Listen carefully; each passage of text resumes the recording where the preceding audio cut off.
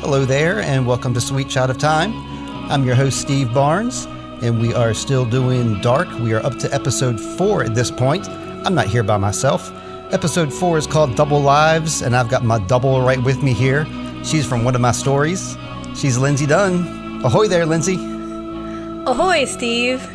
And I won't mind too much that you said we're still doing Dark, because, man, we got a long way to go, Steve. I don't know how often you want to say we're still doing Dark. I'll do it every time, because we're still doing it. I mean, it's just a perpetuation of things. It's not like a exclamation like, I can't believe we're doing this. It's like a, absolutely, listener, this is where we are, so you're on board too. But yeah, I was thinking it was 24 episodes of Dark, because I was thinking 8 episodes a season, but it's actually 10 episodes a season. So we got 30 episodes we'll be doing. Mm-hmm. So, Too bad they didn't make 33. Why didn't they? That would have been... Now that you mention it, why did they not? That would have been the perfect thing. They could just make 11 episodes per season instead. I don't know. Missed opportunity. I don't know, but we're going to get on with our recap for number 4. Before we do, you got anything going on this week, Lindsay? Last week I saw Bram Stoker's Dracula, and I was really loving seeing it again, and so I think I'm going to make a video review of that movie. Maybe after this recording. Who knows? We'll see how much energy I have left.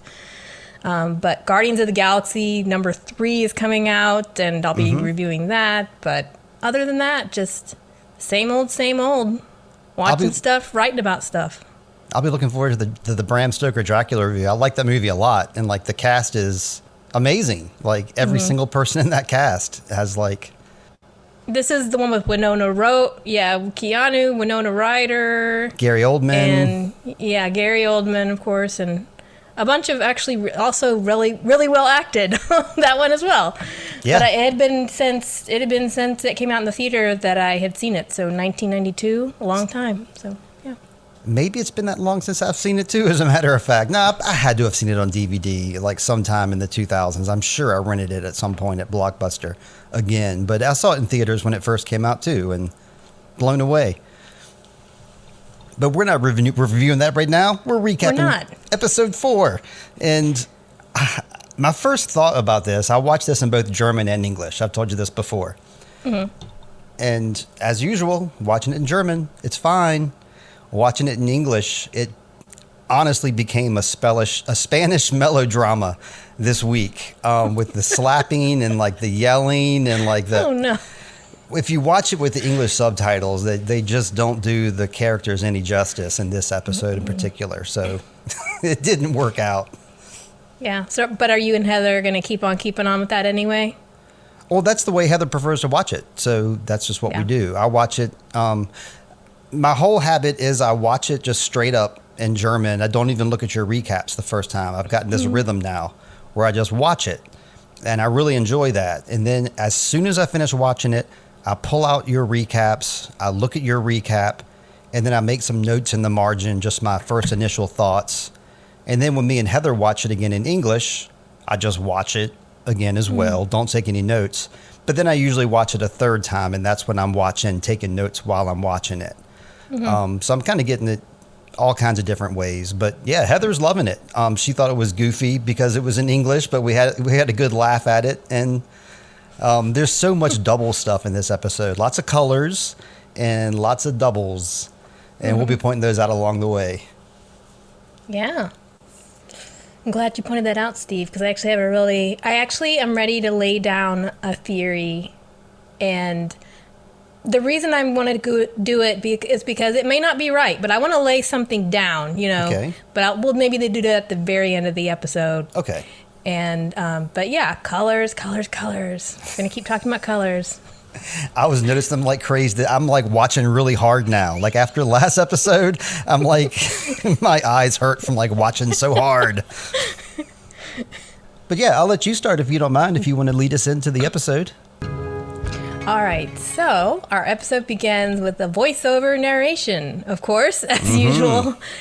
And I heard a really neat theory about these voiceovers, Steve, that I wanted to throw out. actually on a different podcast, because I was like, Okay. hey, I'm going to listen to another person's recap just to hear what they had to say. And their theory about these voiceovers, I had actually not considered, but I think is really smart, is that these are excerpts from A Journey Through Time. That makes total sense, especially like with the things that they're saying. That sounds concrete. So they're sort of doling out Yeah. what's in the book a piece at a time. And so I thought, hey, I really like that read on it. So I just thought I would throw that out there, that as, you know, as I've been was watching it before, I just thought, oh, these are things they want us to know. Right. And sometimes I've told you the voiceover kind of like in the first episode that it sort of annoyed me. Like, why are we throwing in this commentary on stuff we haven't even seen or anything? But knowing that this came from the book, possibly came from the book, is appealing to me, because I was like, okay, they're dropping clues already from the very beginning of a book we haven't even heard about in the plot yet. So I thought that was a great idea or theory. Is that H.G. Tannenbaum's voice that we're hearing? Is that his name? Tannhaus, yes. Tannhaus, I'm sorry. Is that The his Royal voice that Tannenbaum. we're hearing, like when we hear the voiceover? That's okay. So that's an interesting question as well. I think if that's the theory, that is correct. However, I actually thought it was a different character we haven't met yet. Okay. But it sounded to me like this other character. But yeah, I'll buy it though. I mean, that's if it's his book that unless it's another character that's narrating. So yeah, I don't know. yeah, I obviously don't know. Okay. All right. So the voiceover narration is about black holes being the hell mouths of the universe. They act as vacuums in which people disappear, but where do they go? What lies behind a black hole? Along with things, do space and time also vanish there? Or would space and time be tied together and be part of an endless cycle? What if everything that came from the past were influenced by the future?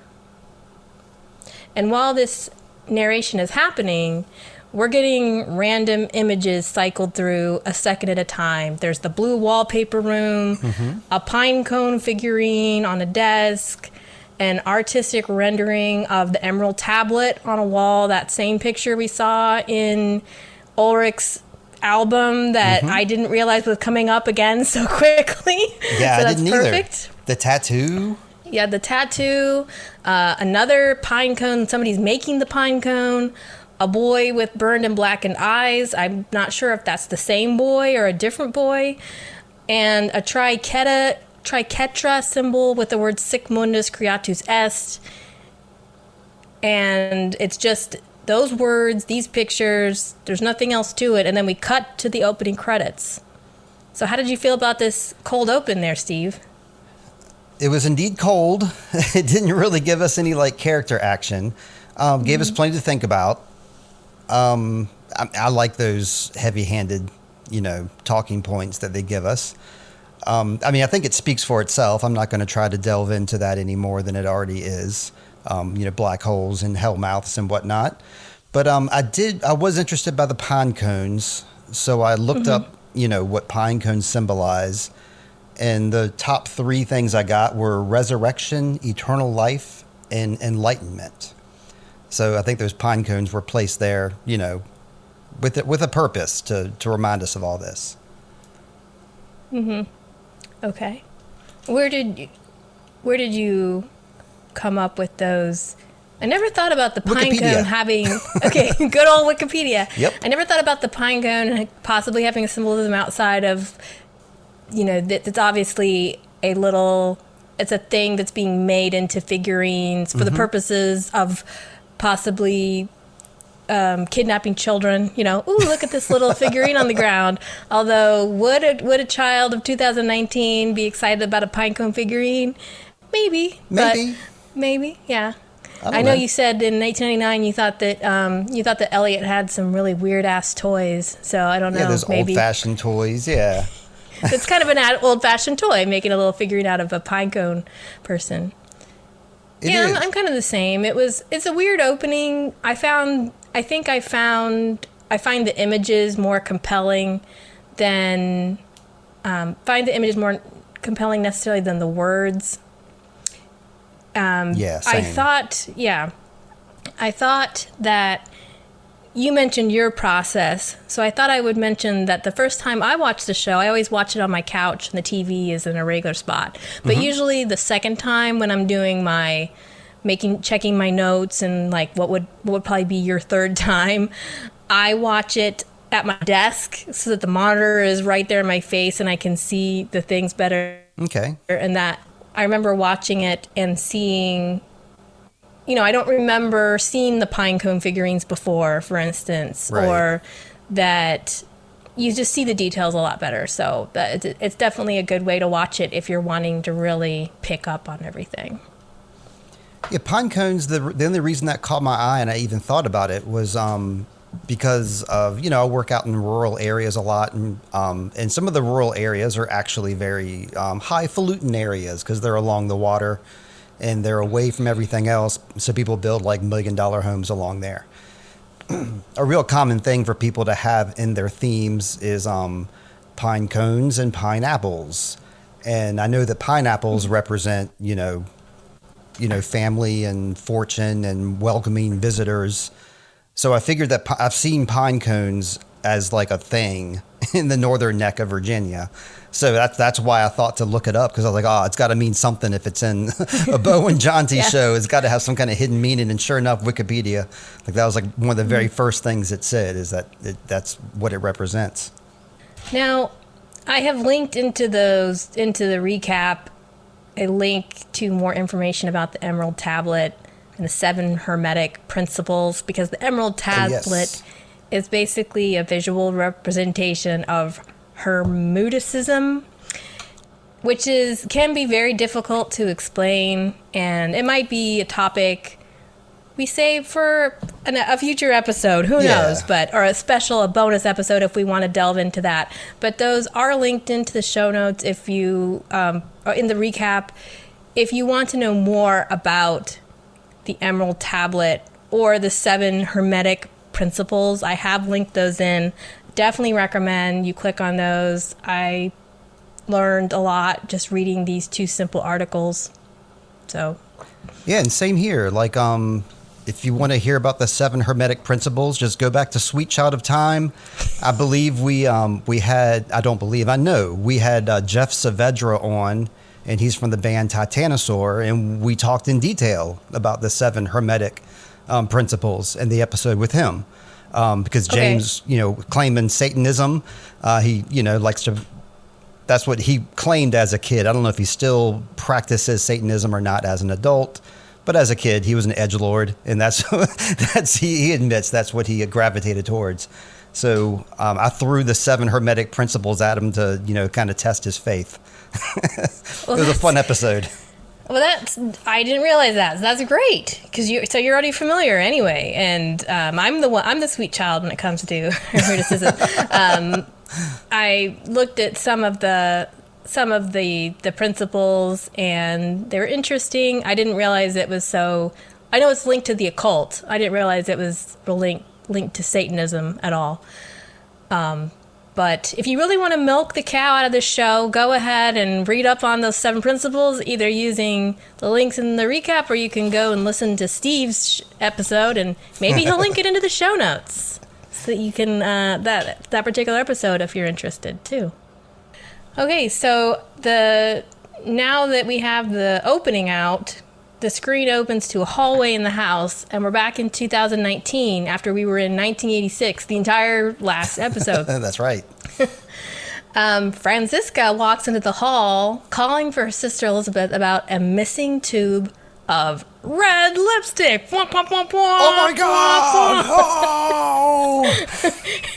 The red lipstick is already back, Steve. So then Peter and Charlotte come directly after that. They come out of separate bedrooms, we notice. Right. We knew their marriage was a little, maybe not doing so well, and here's just further confirmation of that. I thought they were going to shake hands when they faced each other in the hallway there. That's what I was expecting, was a firm handshake. shake some hands and give some hugs. So that's Not what even. they say. That's what they always say at church. Sorry. Oh, that's true. Yeah. So Francisca. Oh, sorry. Yeah, Peter is going to visit Helg in the nursing home while Right. Charlotte is going to drive Elizabeth to school because everybody's worried about their kids getting kidnapped. I mean, that's pretty smart. Yeah. Elizabeth realizes the reason why, too. Because of Mickle. Okay. Yeah, so this is the first time we're meeting Elizabeth. I think we saw the Doppler family photo at one point of their Yes. family of 4. But this is the first time we're meeting her as a character in person. And I got to tell you, Steve, I'm a big fan of Elizabeth. I think she's very intriguing. I love how also they wrote her on the show as like a deaf character who is super sassy. I know. I love the way she signs. She signs with sass. Is she actually deaf? And Francisca like signs, she doesn't treat her sister real kindly or anything like that. They're No. typical sisters. No, I like that, too. Yeah. She signs with her sister. We know that she loves her sister, but her sister also drives her nuts. And so she treats her like a little sister. And I wrote down here, it's a quote that I heard from, I don't even know where I heard it from. So that doesn't matter. If you want to see how a person truly is, observe how they treat animals and small children. So I'm observing how Francisca is treating her little sister Elizabeth here, and it's a little borderline there, a little borderline. Yeah, so they have this quarrel and Elizabeth is annoyed that she's being driven to school Yep. And I wrote in the notes about this unique piece of artwork that I sent Steve earlier in the hallway that sort of grabbed my attention. And it looks like 2 triangles on a scale. And there are these discernible faces plus a sunflower. And they're all contained in one body on a set of legs. And the first thought I had about this, Steve, is that it was a child's drawing. Yes. That it might be a child's drawing. And I don't know who it was, whether it was Francisca when she was younger or Elizabeth. Right. And then later I thought, well, maybe this is some kind of fine artwork that I don't know what the name of it is. And now at this point, I'm like, what does this artwork mean? Of course, because that is the nature of the show and that is the nature of the podcast we're trying to do. So what did, you said you got a theory from somebody. I'd love to know what it is. Okay, sure. Well, I'll read what this person wrote to me on Reddit. I'll give them some credit here. User TD Ciago. And they said, well, first they guessed. I just basically asked, does anybody know what this painting is? And they guessed, no, I don't know. But they said, but it may be a representation of the Doppler family household. 2 children in a house at the very center, with a man and a woman depicted on either side. And then they said in parentheses, I know it's a man and a woman because if you look at the feet, one is wearing high heels, one foot is wearing a high heel, one foot is wearing a shoe. Since Peter and Charlotte are apparently sleeping in separate rooms across the hall from each other, the artwork may be illustrating that for us. So that person made me look at the picture better because I did not notice the feet, that it's a male foot and a female foot. So I assume that's a male and a female, those larger figures inside of the bigger figure. I'm guessing that this is a picture that Elizabeth drew. If it's not a great piece of artwork, which we know it's not through reverse Google, I'm gullible, so I'm believing this person on Reddit because it makes sense to me. You have like a big head, which, could be like Elizabeth's head. And then you have inside that big person's head, like 2 smaller people, representing the mom and dad, and then the 2 smaller children inside the house. And those 2 people on the either side are, of course, separated with the kids in the house between them. So it's like there's a gulf between those two people. Right. That's all. There's like, it reminds me of this kind of artwork that if you look at it, you start to see different things. Yes. Like on the one hand, there's the two discernible legs, but there's almost like you said, another set of legs plus a set of legs almost on the outside. So it almost looked like one of these pictures where you see what you want to see. That there are many different readings of it, which is how the show is also. But yeah, I didn't come away with any solid theories, but I did think it was a very captivating piece of artwork. And knowing that everything means something too, I was just like, are those scales? It looked to me like they were scales on the outside, the triangles that you're saying are the men and the women. So I obviously need to go back and look at it myself again. But yeah, very interesting. It looks like you could see 1, 2, 3, 4, 5, 6. You could see 7 heads or 7 faces or 7 representations of faces in this picture. I don't know. Yeah, it's open to interpretation. So we're both correct. Yeah. And then the episode is titled Double Lives. Right. And it's like they could be 2 different versions of the same thing and mirroring and all that kind of stuff. So. Yep. My last point about this scene, though, before we go on is, okay, you say you like Elizabeth, huh? Think Elizabeth's cool, huh? What about the stuff she was saying about Mikkel, huh? What do you think about that? She's like, I don't care if Mikkel's dead. Yeah, it's great. We love Mikkel. But I think at the same time, this is sometimes how kids are. Yes. When something bad happens, they'll say really inappropriate things that are shocking. And part of it is their brain truly is not able to process what's really going on. And they're just thinking about how it's affecting them. Yes. Elizabeth is like, I don't want my mom to take me to school. I want to go by myself. I want to be independent. Right. And because dumb old Mikkel got himself, kidnapped, now I'm being punished, and now I don't get to go hang out with my boyfriend alone before school, So I think her reaction was very realistic. And again, I know you're just kind of teasing, but I do like how they write these kids, especially Elizabeth. Yep. And she's just a well-crafted character. Yeah. Fantastic actress who's playing her too. And I mean, I can appreciate her perspective of Mikkel too, because I'm looking at who I know of her as a character now. Obviously she's quiet because she's deaf, but she's also like got a lot going on in her mind. Even though she's quiet, she's constantly thinking.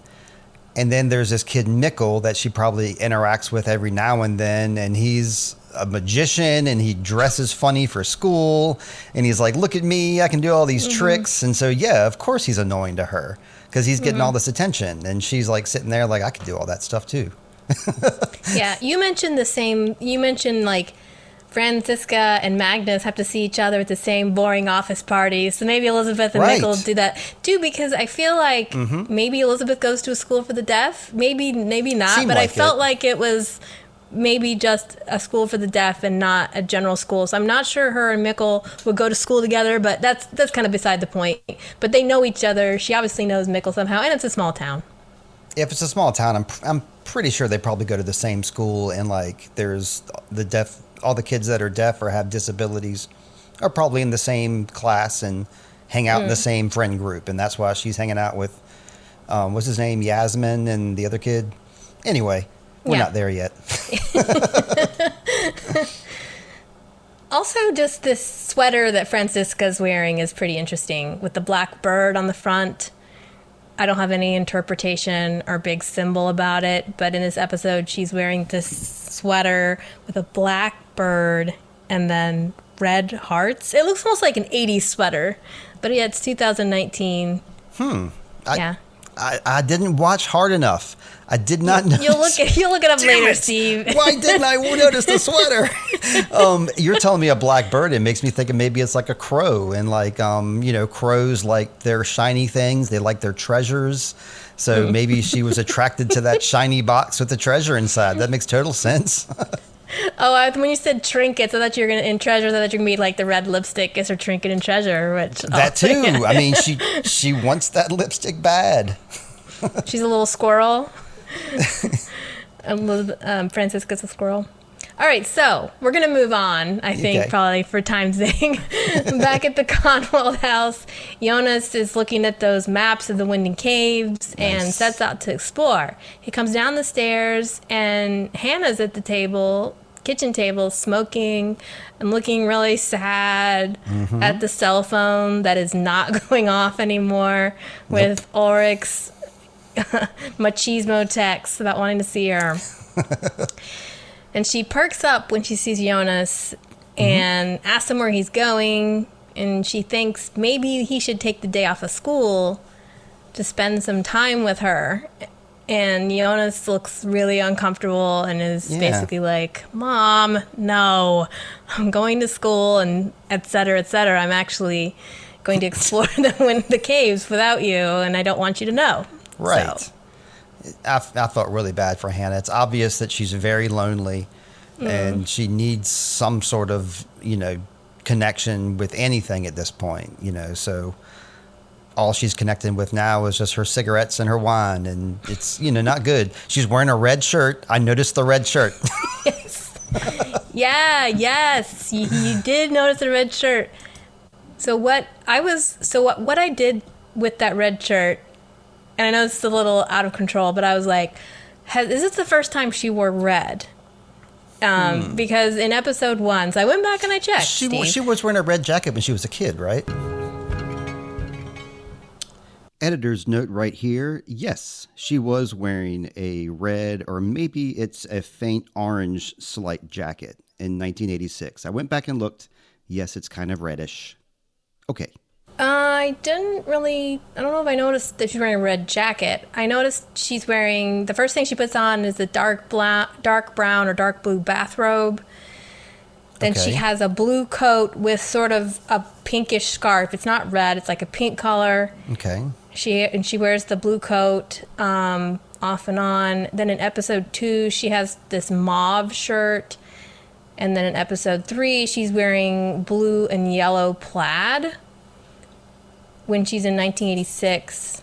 And then episode 4, she's wearing a red shirt.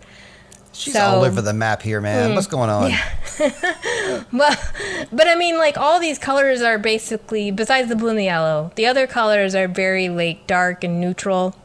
So they go with the show. And the same thing is, like, Katerina. She's always wearing neutral colors. Charlotte, she's always wearing neutral colors. But she's wearing that red shirt. And so my current theory, one of the current theories I have about red is that it's like the inklings of passion or desire, anger. When we saw her like massaging Alexander, she did have like a red bra on underneath. So it was like straps peeking through. But this is like red shirt, So she's now a scorned woman. Okay, yeah, that kind of makes sense. I mean, yeah, she's definitely, she's reaching out. She's definitely trying something here. Yeah, I buy that. Yeah. But any thoughts about Jonas and him going to explore the caves? I didn't really have any particular notes at this point. I have more notes for him later, but not right now. Yeah. Okay, good. That's good, because I'm like, Jonas doesn't do much this episode. So if you have some notes, that's cool. Okay. So Peter goes to visit Helg at the nursing home, and Helg has some new phrases that he's going to say on repeat now. Yeah. And those are TikTok, and I have to tell him it has to stop. Right. Helg stops the obsessive talking when he notices how sad Peter looks. And he says, "Don't be sad." And it was a really sweet moment because Helg's been sort of in his own headspace and obsessive, and connecting with his son sort of temporarily seemed to snap him out of that fugue state. Yeah. And he reaches out to him, and it was nice because you get the feeling that maybe Peter doesn't have a lot of people to talk to.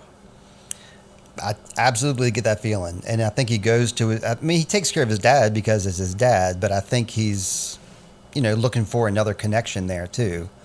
Because, he doesn't have much. All we've seen of him so far is just him being upset in his car by himself, or he's with his dad just kind of looking disheveled. And yeah, I'm glad his dad said, "Don't be sad here." It's a nice change of pace. Mm-hmm. I didn't have any other notes for this. I wrote down in my notes who is him, but by the end of this episode, they tell us who him is, so we don't have to worry about that anymore. Mm-hmm. Charlotte and Elizabeth drive towards Elizabeth's school, and Charlotte makes an unexpected stop at this box that reads Wildlife Observation. She removes a camera from the box and takes the data disk out of the camera. And Elizabeth calls her right out. I love it. This is what made me like Elizabeth, Steve. This scene, yeah. Yeah, she's go ahead. So indignant and just full of I don't know, justice. She's like, I can't believe you did that. And, you're just because you're a cop, you can't, it's stealing. I mean, Charlotte is 100% right in this situation. That is great evidence to have, a great place to find evidence. And I'm sure that agency would be fine with her, borrowing that information. I don't think this is stealing either. It is confiscating. But yeah, the way she signed, the way this girl signs is, I don't know, it puts you on edge, and it makes you sit up and notice her. She's got a lot of spunk to her. I like her a lot. Mm-hmm. Yeah, she doesn't really miss anything. She sees everything people are doing. She notices everything. She's going to call you out on it right away. And I was saying their relationship is very strange. Her relationship with her mother, because she's almost acting like her mother's parent. I could see that. Yeah. The way that she's scolding her, reprimanding her, for doing that. And then she gives her a kiss on the forehead. That was weird. That was like a grandma kiss. That is what parents do to their kids, or grandmothers, or aunts and uncles. Actually, I might kiss my nephew on the forehead every once in a while, but I actually heard somebody say once that a kiss on the forehead is almost more intimate than a kiss on the lips. There aren't that many people you would give a kiss on the forehead. So it was a pretty powerful visual of her pulling her mother's face down, and then she gives her a kiss on the forehead, almost like, okay, go off to work now, honey. Yeah, you're right. Saying that to her. Oh, I guess I wanted to say too, before we go any more, because I know we got more we're going into here, but I'm backing up. When Charlotte is gathering the thing out of the, you know what I'm saying, the wildlife observation. Yeah, Elizabeth is camera. stuck in Elizabeth's stuck in the car, and she's listening to the radio, and the radio was talking about how the power grid is having problems, and they're having power cuts every night. And they're saying something about how the past couple nights that there's been power flickers happening. So that kind of confirms our theory that it happened on the 4th and then the 5th back in 1986, perhaps. Yep. So we are in line with the whole show, Steve. We were right. Yay. Oh, but yeah, you talk about the kiss and her sending her off, but you didn't mention the little conversation they had beforehand. They were talking about boy stuff. Yeah. Yeah. Yeah. Elizabeth has a boyfriend named Yassine. He seems nice. Charlotte. Yeah. Charlotte is sort of taken aback, but she doesn't get too nosy about it. She doesn't ask her a lot of questions. She just goes, "All right, well then, you better go." Yeah. Their interaction is really adorable. I thought so too. Absolutely. I liked how I keep wanting to call her Charlotte because she's younger, but that's Elizabeth who we're talking about when she says that they're dating. And that's what took Charlotte aback. She's like, what do you mean dating? Have you all gone out? Yeah. That's just what we call it, Mom. I don't know how old she's supposed to be. 8. They said she's 8. Okay. Yeah, we didn't. I mean, my older sister was much more of a boy crazy girl than I was. I think she claimed she had a boyfriend when she was like 4 or something. But I didn't have boyfriends when I was young. It was like boys sometimes chased you around the parking lot, and that would be about it, or on the playground. So, I mean, I had a kindergarten girlfriend. Absolutely. Of course you did, Steve. But the funny thing is, I had a kindergarten girlfriend who later we met. We like moved away, but then we reconciled again in high school when we were freshmen in high school. We like rekindled that flame, you might say. Not really, but we were like, "Hey, Rachel. Hey, Steve." But yeah, I had a good girlfriend in kindergarten, and then went through a long spell up until probably past high school until I had another girlfriend again. So it was not a common thing. It just. Me and Rachel just hit it off in kindergarten. That's all there was to it. Yeah. I have one more note. Okay. Which is that Elizabeth has an honor code. We can see this honor code that she has coming out strong. But then she's not 100% honorable in this episode towards the end there. I thought that was very interesting how she was so accusatory towards Charlotte about stealing that thing when that red lipstick. You know what I'm saying? Like a little hypocrite. Can you say more about what you mean by an honor code? Well, she's taken aback that her mom has stolen something. That her mom has stopped in the middle of the street and stolen something. And that's like, and then when her sister was accusing her of stealing, she's like, no way, I don't do stuff like that. Of course she does. Yeah. Well, I didn't read it that she's surprised that her mother's taking it. I read it as we see that she wants to be independent. So I feel like she's just the type to argue, like she's just going to point out, like no matter what her mom did, if she stopped at a Dairy Queen for a drive-thru, she'd be like, are you stopping at a drive-thru? You should be taking me to school. She's just going to give her mom a hard time about anything, I feel like. That. Yeah, okay. Especially since she complained about Mikkel. Who would have anything to complain about with Mikkel? Honestly, we don't get to see Mikkel do much of anything except for disobey his mother and get smacked around a lot. So who knows? Maybe he is a little shenanigans guy. Right. Well, yeah, we're at break time. If we're done with this scene, are we? Yep. Alrighty, break time, people. We'll be right back.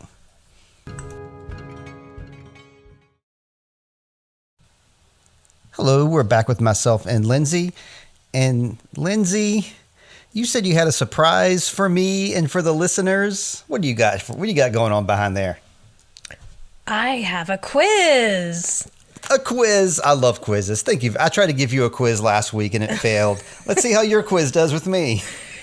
Yeah. So I wrote this quiz myself and I made it on purpose because I think it will set Steve up for success, because I have put questions in this quiz that came out of our discussion and also that I feel like will be useful things to remember. So I just want to reiterate these things and seal them in your brain, let's say, for the course of our podcast together. Great. So this quiz actually has to do with the subject matter at hand, unlike my quiz I gave you, which was just whatever. Okay, good deal. That's not the way I said it, Steve, but nope. Yeah.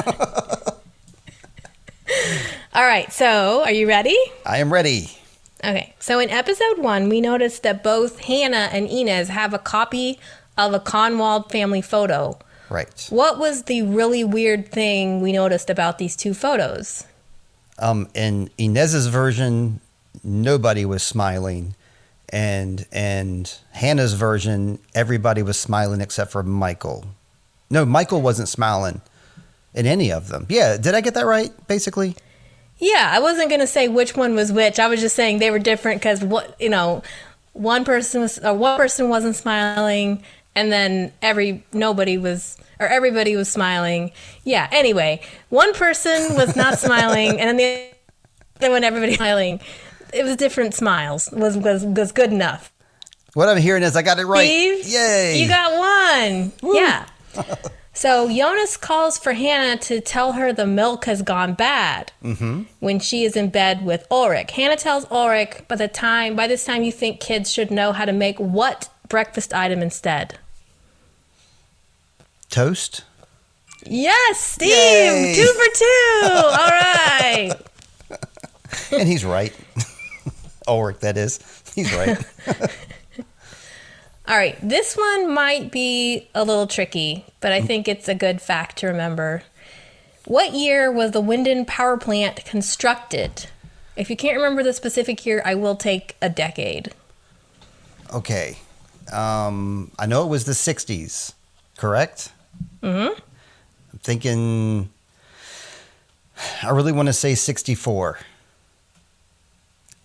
Am I wrong?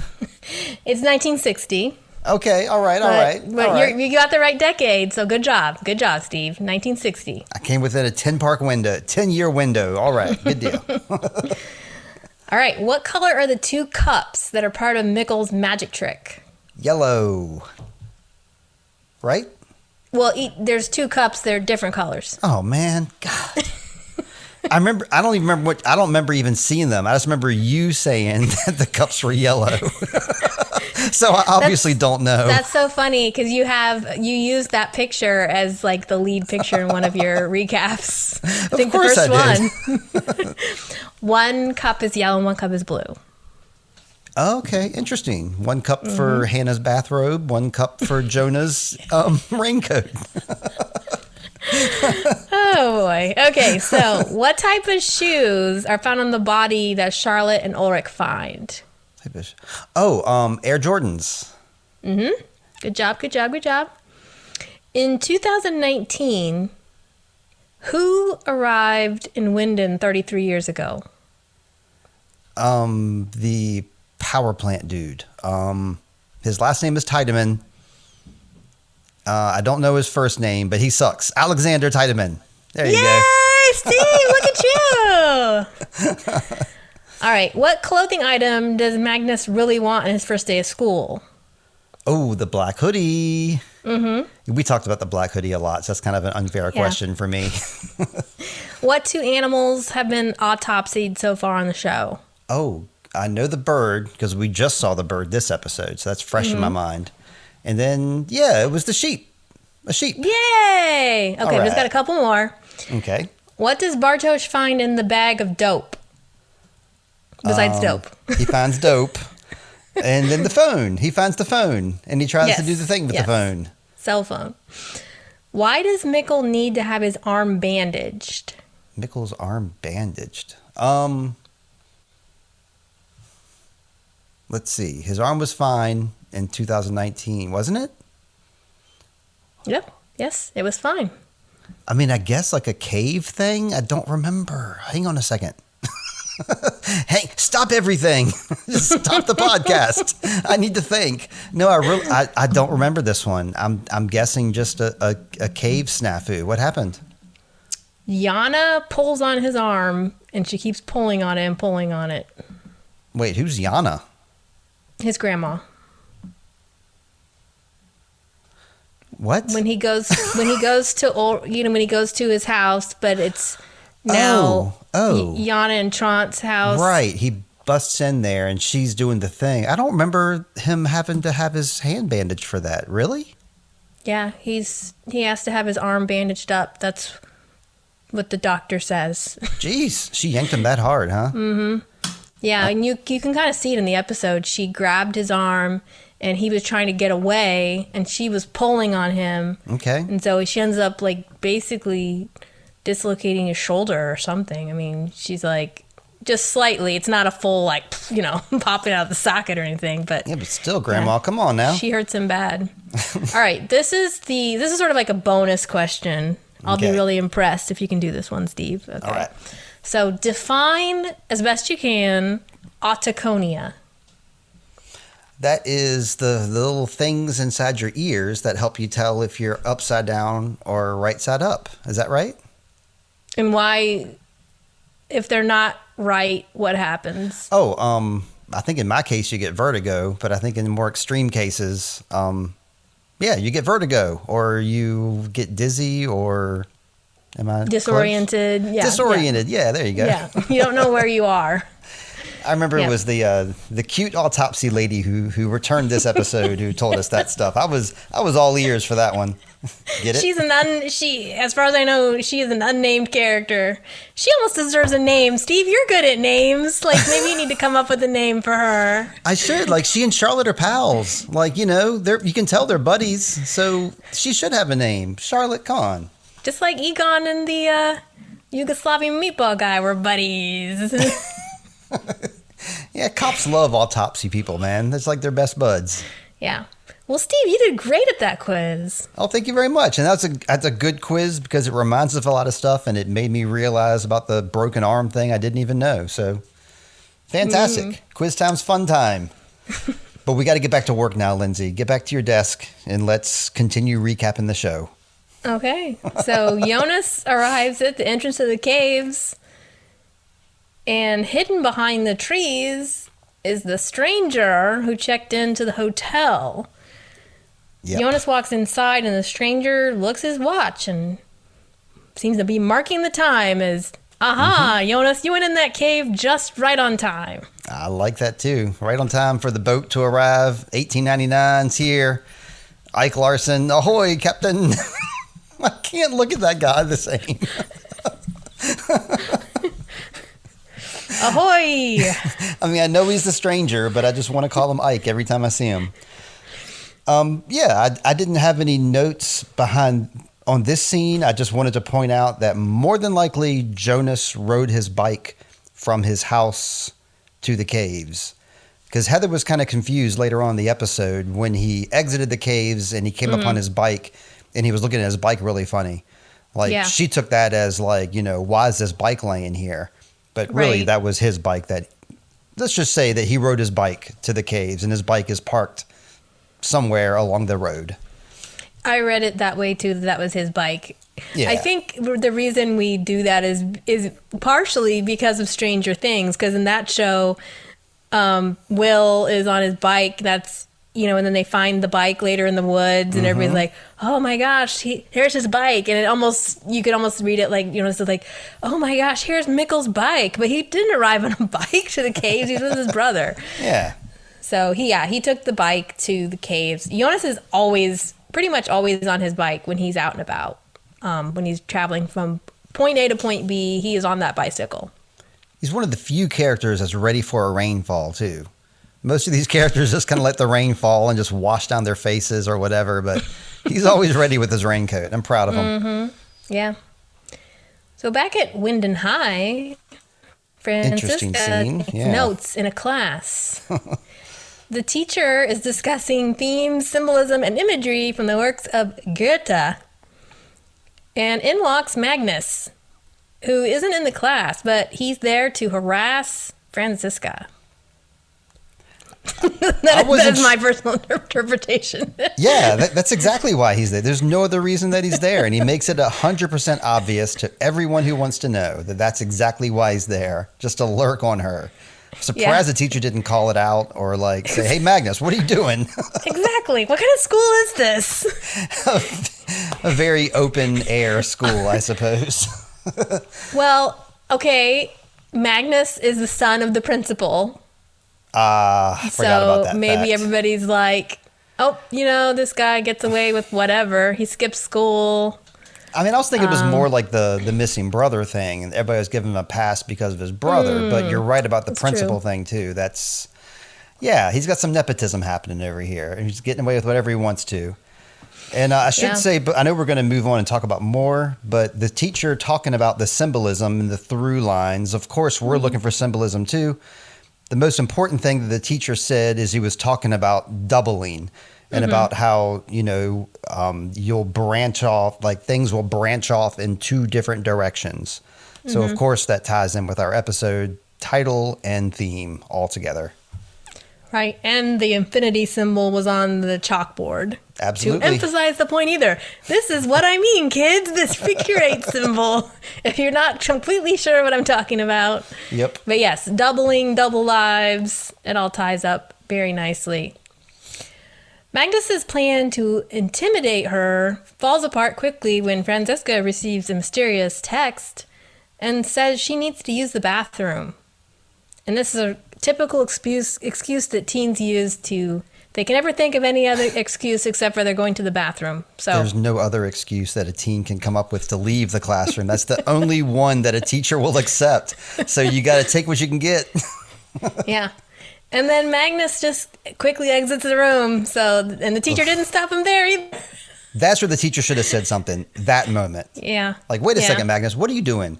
At first I was thinking Magnus went to the class and texted Franziska, meet me in the hallway. And then Franziska exited. But obviously, whoever dropped off that thing by the railroad tracks is who alerted Franziska. And that's why she ran off.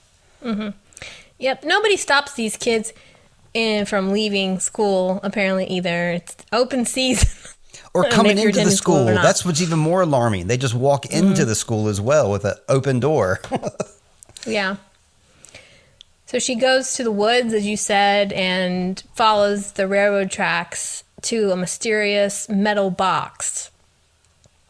Franziska opens the box, takes out a large envelope of money, and Magnus is watching everything from a distance. He's still suspecting her of some sort of plot that could be connected to Mikkel. Sure. I mean, she's acting mysterious here, so I can't blame him, but he has been a little too busybody nosy boy, though, in my opinion. Yeah. I love that one shot of... I think that you put this in your... I think I love this shot because you told me to in your recap, like where she's like, you know, she's walking, she hears a noise behind her, she turns around, she's got that stark red hair against all those red leaves, she's got that green jacket against all the green scenery. It's almost as if she like belongs there in that scenery. She almost like melts into it. Like the colors are so great. I like that shot a lot. Yeah.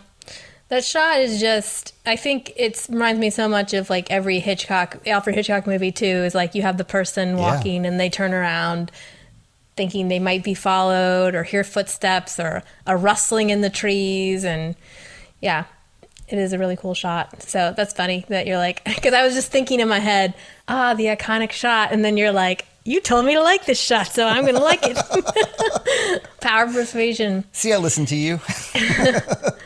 So now the camera cuts to Charlotte at the forensic lab where the same medical examiner, Steve Sweetheart, is looking, who had cut up the dead boy, is cutting up in one of the birds that Charlotte picked up from the other night. And they noticed that the bird has white spots that aren't normally part of the species. And Charlotte lets her know that she saw birds like this 33 years ago. And the other thing I want to point out is that forensic specialist is wearing our teal blue color. Oh, okay. Yeah. All right. Maybe we can call her Dr. Body. How's that sound? Because she cuts up bodies. You know, I don't know. That sounds neat. Yeah. What was I going to say about Charlotte? You mentioned in our last episode, or maybe it was our last episode, because this was young Charlotte in 1986. I was all like, oh, she's so cool, little artist using her dead birds. And you were like, she's more like a serial killer. I should have been listening to you because I'm agreeing with you more and more now. Like when you're handling dead animals like that, you become like desensitized to dead things. And so it makes perfect sense that she would be like an accomplice or like, yes, like she would have no problem dragging dead bodies around in the woods because she used to store dead bodies in her freezer. So, I mean, I'm not saying that, you know, I suspect her at this point, but I'm saying that I should have considered that more in the last episode. I kind of gave her a pass, and I defer more to you there. That it is kind of like more like a creepy serial killer thing. I'm realizing that more now. Well, those are words are sweet to my ears, Steve. But yeah, it is interesting that, for as much when people say, like, now we talked about last time too about the distance, 33 years. Yeah. 33 years ago, Charlotte picked up this bird and she intimately studied it in the woods and knew it well enough to draw it. But is it like, I don't know, like Ulrich looking at this body and saying that could be Mads, and we never verified if it is or not, but like it, like not even entertaining that possibility, like, right. Is it the same? She noticed the birds 33 years ago, but in a way, Charlotte isn't really seeming like she knows a lot about birds when you'd think she would know a lot more about these birds, or she'd say something about how she drew the birds, unless right. she didn't want to look creepy. But yeah, it's been a long time, I guess, since she studied dead birds. But yeah, it was interesting how with the birds, though, I noticed, you said she cuts up people, but the way that they cut up the bird is they like just basically poked a hole right in its chest, and I was like, wow, that's, and the birds are just kind of lying in a tray, like a pile of birds. Yeah. Yeah. I mean, I guess that makes sense. I mean, they're birds. Yeah. So, I mean, you're not going to like space them out on their little individual little table, and I don't know. Yeah. But yeah, it's cool that Charlotte made that connection about 33 years ago. And it's interesting too, how like, I would just round that. I would be like, yeah, around 30 years ago, but they make specific use of the 33 number. Yeah, it's true. You might say about 30 years ago or whatever. Yeah. So Charlotte walks through the halls of the station, and she's intervened by Waller, the person with the eye patch. My boy. And he seems panicked. The station has been receiving a lot of calls from people who are upset about the dead body who's found, and he's really not sure what to tell them since it's supposed to be a secret. So somehow this was leaked. And Charlotte also learns Ulrich hasn't come into work yet, which has left Waller to deal with tasks that Ulrich normally would do. Yep. And also the red soil that are on the body doesn't match anything, which we already kind of knew that before, but I guess Waller has picked up on this fact too. And the DNA doesn't match any cases, recent cases. So Charlotte suggests he go back further, up to 15 years ago, to look at older cases. Why didn't she say 33 years ago? That's exactly what she should have said. It was just on her mind. Yeah. I guess...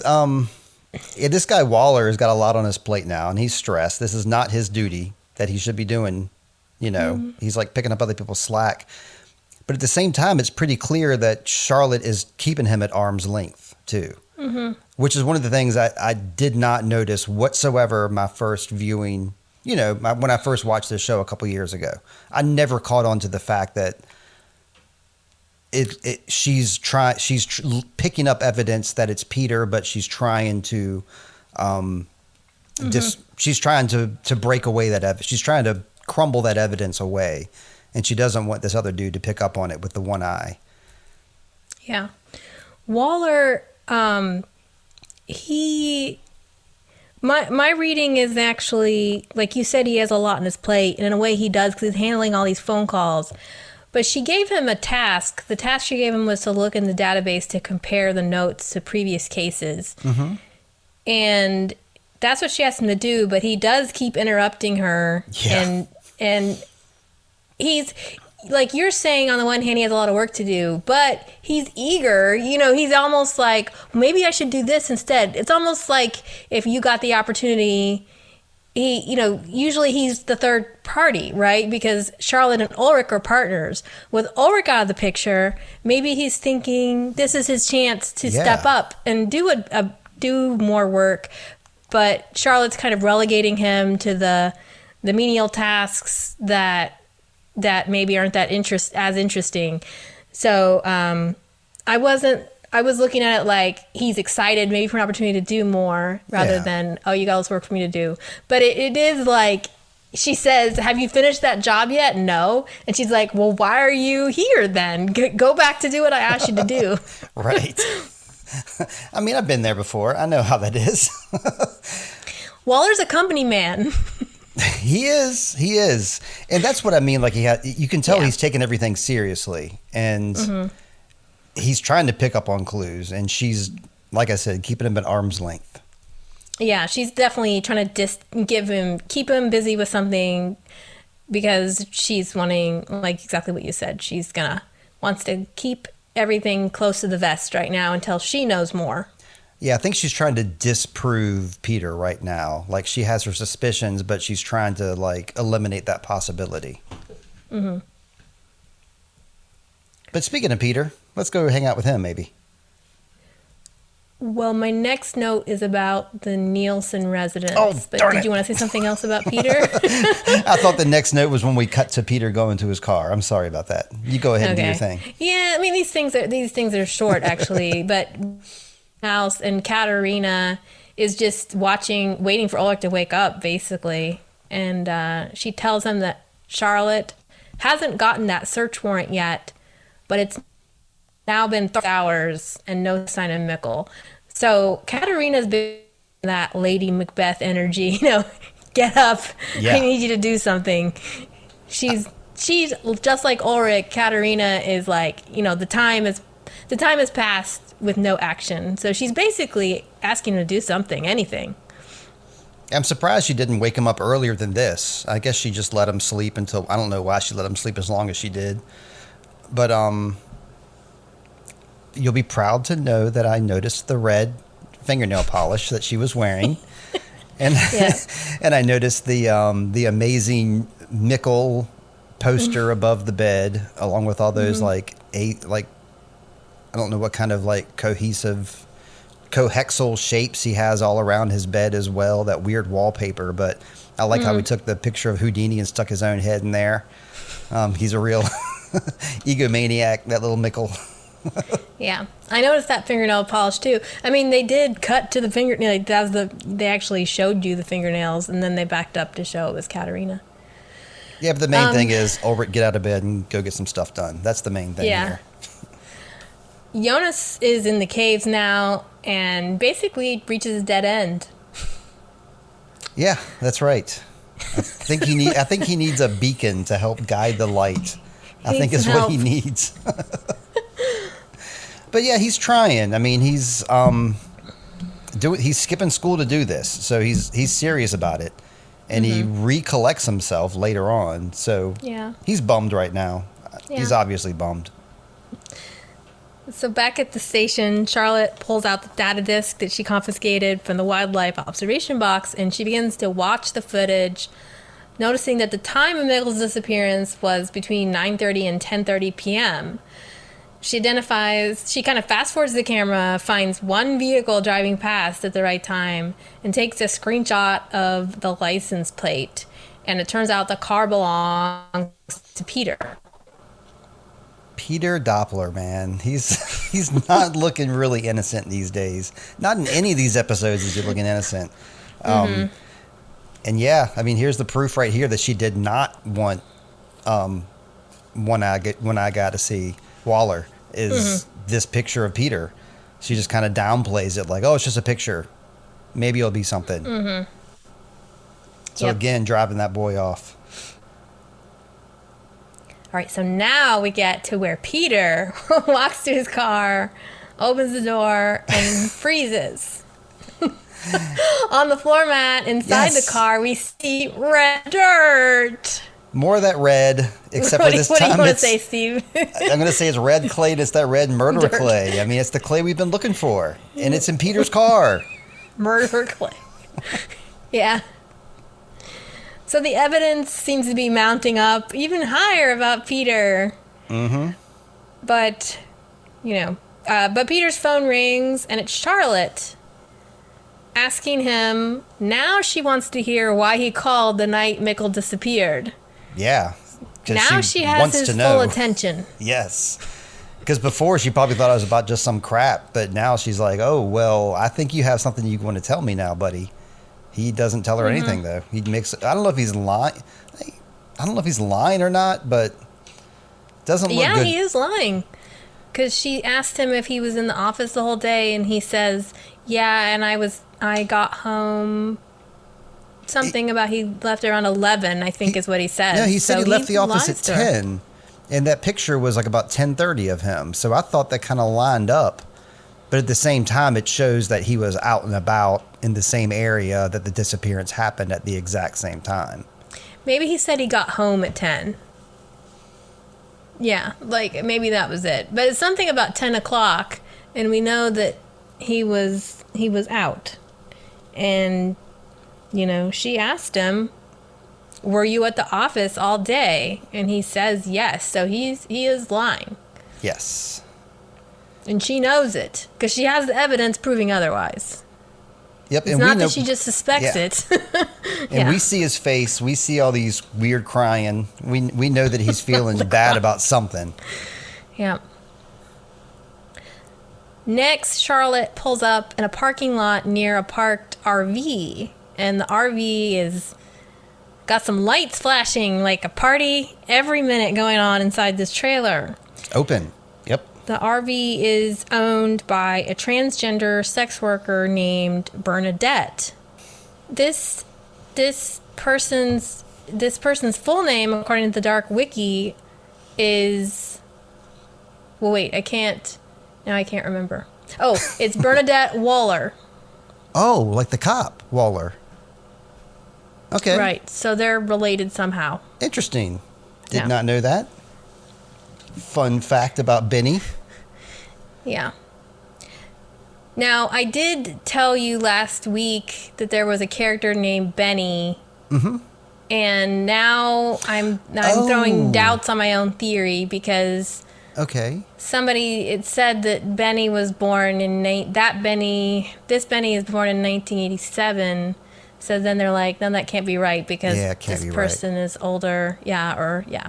I don't know. Anyway, it may or may not be that Benny after all. But Bernadette is the name that they're given, but a lot of times you hear Bernadette referred to as Benny. Okay. So Charlotte shows her badge and asks if Peter was a client and if he visited her on Monday night, the night of Mikkel's disappearance. Benny teases Charlotte a little, but after seeing her distress, assures her that Peter hasn't visited in a year. And Charlotte kind of gets emotional here in a different way than we've seen her. Very normally stoic expression. Right. She cries both when she pulls out the picture of the family, and then she cries when Bernadette says he hasn't been here in a year, and it's more like a cry of relief is how I read it. And yeah, I want to know what you have to say, Steve. I didn't read it as a cry of relief. I read it as a cry of like, oh crap. Like she was hoping that Peter was there that night with Benny. Because if Peter was there with Benny, then he would have an alibi and he would be innocent. So I think Charlotte was hoping that he was there with Benny. And the fact that he hasn't been there in a year and they've been sleeping in separate beds for over a year, that's kind of weird too. It's like, so Peter hasn't been unfaithful, at least with Benny anyway. Maybe with somebody else he has been. Well, he was. Yes, he was. And so they ended up in separate bedrooms because of that. Mm-hmm. Sometimes I've never been married before, Steve, but sometimes, as I understand it, when people are unfaithful or there's cheating involved, and in this case, Charlotte found out, Francisca verifies this later, but we find out that Peter is gay. Mm-hmm. And so not only was he sleeping with somebody else, but he was sleeping with a man. And so finding out something like that could be devastating. So I think sometimes it takes a while, like even if you say that, oh, I'm not going to go there again, I won't go to that person, it can take you a while to forgive that person. So absolutely, that's how I read their bedroom separation, that even though he hasn't gone, she hasn't fully regained her trust for him or wanted intimacy or, Okay, you're right about that. But I'm right about the fact that Charlotte is not happy that Peter wasn't there. She was fully expecting Benny to be like, yeah, he was here that night. That didn't happen. So like Charlotte is now still suspecting Peter. She's still in it. Yeah, I don't fully agree, but okay. I think she's pretty relieved that to hear that. Okay. But the way that I was looking at it could be the same, but it was more like when she figured out he was lying, she's like, what is a reason he could have been lying? And then she had to follow that reason. She then eliminated that reason, and now she has to deal with the fact that he might be responsible for murdering. So maybe I'm saying the same thing as you, but I do still think she was like, what could he have done that was so bad to justify him lying to me? So she goes, I don't think she wanted to go visit Bernadette. No. But I still think there was some relief on her part, or at least, she's thinking, oh, he probably... And I think, actually, Steve, that's why she was avoiding his other calls. Because he kept calling her to say, like, Charlotte, I have something to tell you. And I think she thought he was going to tell her that he had gone to Bernadette's trailer. Right. That makes a lot of sense. Okay. Yeah. All right. So now we have a series of several characters. One is Ulrich standing outside the power plant and looks determined that he's gonna he's gonna break. As he's got a blanket, he's ready to throw it over that fence. Yep. He's gonna climb the fence. And I got to mention here, Heather said that he looked like an army action figure that her brother Josh used to play with, like the way his face was all square and like the clothes he chose that day. Was it raining too? It was drizzling at this point, yeah, just to give some like dramatic effect to his visage. Yeah, I thought I thought that scene was great because Ulrich has just like this look on his face, and the music is really cool, and it's like something's gonna happen. Dread. Yeah. Jonas's cave exploration has hit a dead end, and Helg begins chanting, "The beginning is the end, and the end is the beginning."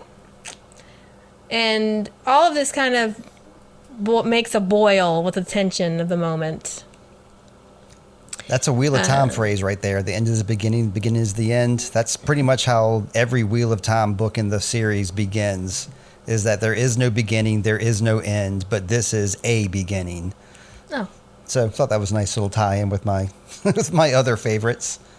Also doubling, right? Yeah, doubling up. And this is one of the Hermetic principles as well, doubling or mirroring. That things are polarity, that the end is the same as the beginning and all that. So Franziska arrives back at the school and enters the locker room, and Magnus arrives, still following her, and watches as Franziska performs a rhythm gymnastics routine in a blue leotard. Mm-hmm. And he is just continuing his role of being a stalker. Yes. That's pretty much it. Yep. Mm-hmm. I like the fact that she does this. This reminds me of my daughter, Charlotte, not Charlotte Doppler, but Charlotte Barnes. Because, she gets in tights and leotards and does creative routines as well. Not ribbon dancing, but it's roller skating. But, yeah, it definitely reminded me of Charlotte and her crew. Yeah.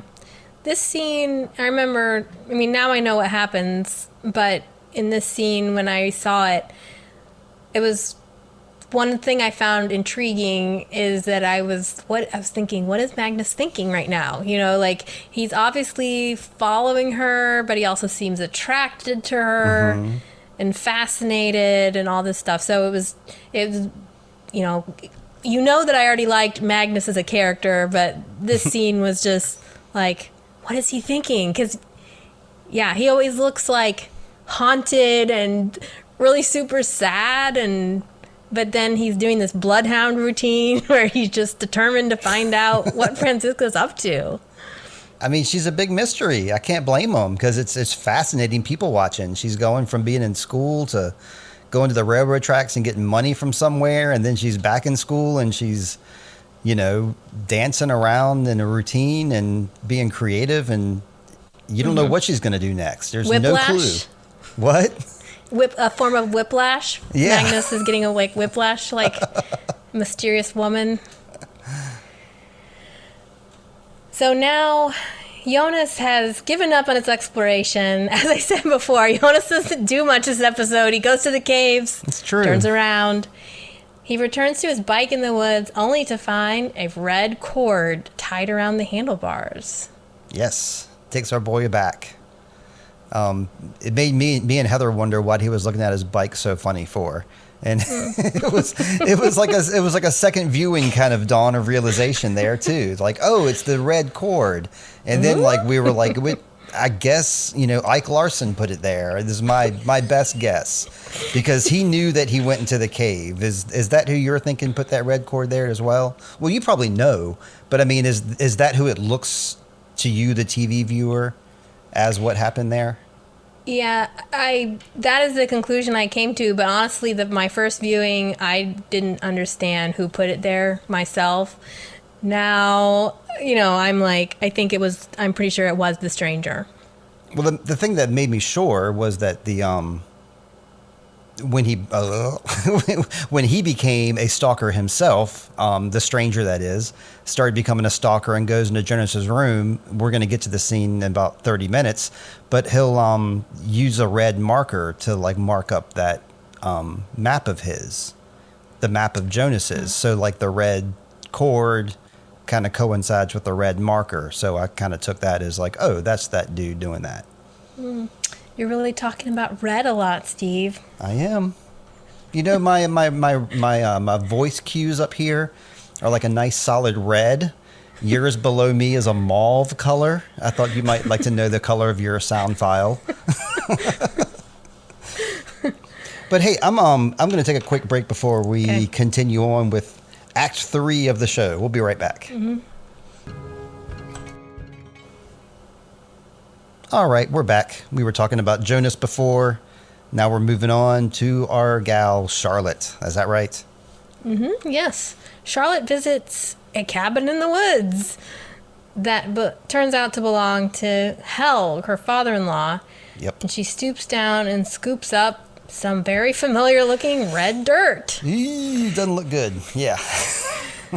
She receives a phone call from the medical examiner sharing the final results from the bird autopsy.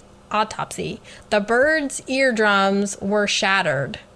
As Steve Barnes suggested last episode. Yeah, as Steve Barnes. Just like the dead boys, and the bird died crashing into the ground, probably because it lost its bearings. Oticonia.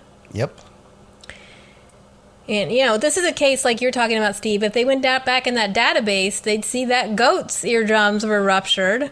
Right. But they're not going to go back 33 years. They're just going to stay in that 15-year range. They had it right there. I don't know why they didn't push for 18 more years, but okay. The white spots are a mutation caused by Chernobyl.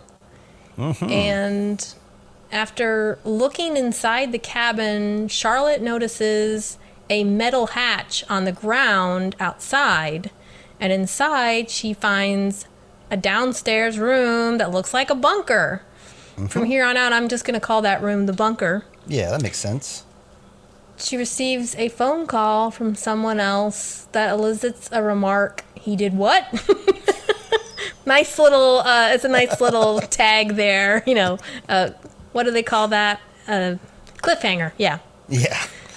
Because I was thinking, if she went to the bunker a little bit more, I was like, keep going.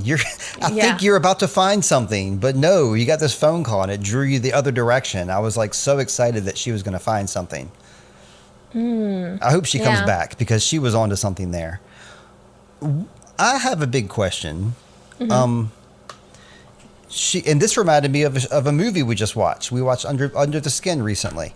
So when she opens up the cabin door, not the bunker door, but the cabin door, it's completely black inside. And like she walks like 2 or 3 steps into the darkness. And so she's like, her silhouette just like in black. And it just hangs there. The camera hangs there for like 5-6 seconds. And then she just simply backs right back out of the cabin again. I thought that was really odd. Like how like she was, it's almost like I interpreted that as she was afraid to go into the dark, I guess. Like I saw the dark and Charlotte did not go into it. I didn't know what else to take from that. I don't know what my question is. I didn't really notice that she went in and then came back right back out. I was distracted by some other details, but like the word Doppler. Yeah. I mean, she might have gone in and been like, is there going to be a dead body in here? Mm-hmm. You know, more dead bodies, or am I going to see like a weird chair, a murder chair with like, you know, or like a toilet in the corner, you know, what am I going to see? And when I'm guessing it's a pretty small cabin, she goes in, nothing to see here. There's nobody here. Okay. And she just, that could be it. Or there could be something more to it. I don't know. I didn't notice that visual at all. I hope she comes back though, because that red clay was a dead giveaway in my mind. I think in everybody else's mind too. Yeah. There were some words lightly written on the wall down in that bunker. Really could not make them out. I couldn't either. It looked like they were the names of cities or something. They were obviously in German. I did the same thing too. I freeze framed, tried to read the words, no luck. Yeah. So all of this has caused Charlotte to get really distracted and forget to pick Elizabeth up from school. That's your number one job, Mom. Come on. Back at the school, Elizabeth and Yasin are having a really interesting conversation about male and female snails and how they spend time together. Yeah. And Yasin's mom comes and pick him up, which leaves Elizabeth by herself. She's offered a ride home, but she feels confident that Charlotte will be there soon. Because her mom's the chief of police. Her mom's the chief of police, yeah. And she says that so, and like, again, the way she signed it, she signed it like, you could see like chief of police, like the way she was like emphasizing those words with her body. Super cool. Yeah. I don't have any other notes about this scene. Did you have anything else to I don't, add? not for this one. Franziska comes back into the changing room and finds her bag open. Magnus has taken the money and confronts her about why she has it. And the two of them have a fight, of course, because Franziska is not about to answer for herself, even though she ends up explaining everything about the money. And she tells Magnus that she wants to get away from her parents, who won't talk about what's going on between them. And this speech is, in a way, somebody, you know, the way this speech is made is really good, because I feel like it's sort of a turning point in their relationship. Yeah. That Magnus has been looking at Franziska a certain way. You know, she's a straight A student that is selling drugs, so she must be super selfish and a troublemaker, even though he's kind of a troublemaker too. I mean, he skips class and smokes weed in the thing, but she talks about her parents and the lies that are in the family and how they don't talk about stuff. And I think Magnus really resonates with that. Yeah. And feels like he sees something in himself in her words. Not only that, but I think he's just drawn to like the real her. This is who he's been wanting to see this whole time. You know, all he's been seeing is a bunch of mysteries, but what he's been really wanting to know is like what makes her tick, what's her deal. Well, she tells him her deal right there, and that's what he's been wanting to know this whole time. So he feels finally close to her. He's like kind of solved the puzzle in a way, a little bit. I don't know. Guys like, I'm just general statement, like guys like when you get real, you know, no games. Well, they just end up having some hot makeout session right there on the bench. Nobody's worried about anybody walking in because at this school we know there's no adults. There's no adults, and everybody else's stuff is all around them. So who knows who could walk in at any time? But me and my wife Heather determined that that they're just being kids, just kind of being frisky because she's wearing tights, and I know that you can't go to the bathroom with tights on and a leotard on top. You just cannot. They don't make them like a onesie. Like you have to take all of your clothes off if you want to use the bathroom. So I know for a fact that that's not what's happening here. They're just being frisky and having fun. You're saying you're just saying they didn't have sex. Yes, I'm saying that. Okay. Because they could have taken off clothes later. Yeah, later. But from what we see, they were just kids having fun. Yeah. But why did she have to move up and down then? Never mind. Okay. Friction? I'm going to move on. Yeah. So Charlotte calls Peter panicked because she can't pick up Elizabeth. Right. And Peter is like, can't really pick her up either because I'm at work. And Charlotte just says, you got to do it. Yeah, it's on you. We continue to see who's got the pants in the family here. And she asks him, this was interesting because she asks him if he's kept his promise to her from a year ago. She just got those words from Bernadette that he hadn't, but she wants to confirm it with Peter. I thought it was weird timing too, but I think she's still clinging to the hope that he was with another man that night and not, she wants him to have an alibi. Mm-hmm. And I think that's why she was questioning him one more time. This is bad timing, but she wants to know one more time, please give me something. Give me a reason that you weren't there. That's true, because Bernadette even says maybe he's getting his needs met somewhere else. Right. That's what I'm basing it on. So, yeah. So back at school, Elizabeth has decided to start walking home. Mm-hmm. And we learned that little booger actually had that red lipstick, Steve. I know. That's why I'd say before. She's a little hypocrite. But she's having fun, though, in the rain. This is a great scene, too, actually. Yep, splashing in the rain. And he comes across a radar candy wrapper. That was kind of creepy. It was, but it's like the only litter that I've seen in Wyndon. It's a very clean town, I guess. The only thing that's littered is the candy bars. And I guess that's a signpost for these missing kids, I guess is what they're trying to tell us. But yeah, those Raider candy bars are still being sold in stores in 2019, right? In 2019, in Elizabeth's time. Yeah. She found that candy wrapper, and it wasn't oh, here's an old candy wrapper from 1986. It was oh, here's a candy wrapper. Now I see what you're saying. I had that in our previous episode, but now I don't have it in front of me, so I don't remember. I think it changed this, at this point, it changed its name to Twix. Okay, so having it be Raider was kind of an anachronistic thing. And they found a Raider thing by the Mystery Boy's body, too. That was one of the things about him. Yeah.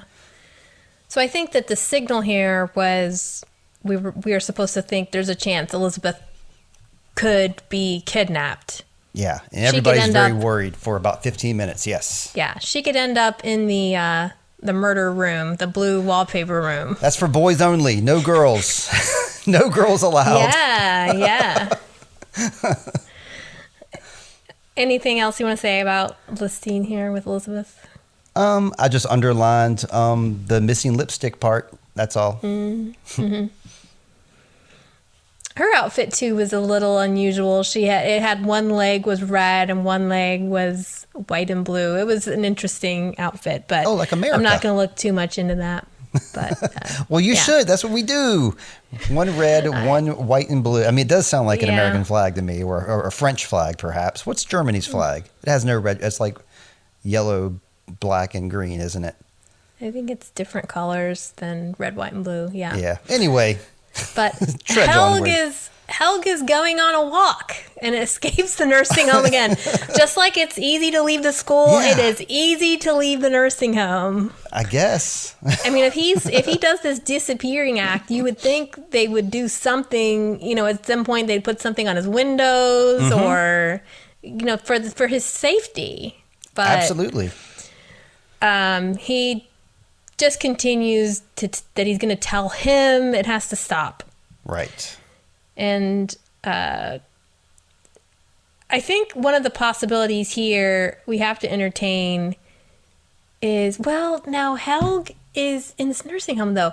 I was thinking, is it possible that Helg and Peter are, you know, if it's actually Helg and Peter's covering for him and, you know, covering for his dad, or, you know, but probably Helg is not going to this cabin anymore because he's supposedly in the nursing home, although he can keep escaping. And then people are like, well, where does he go?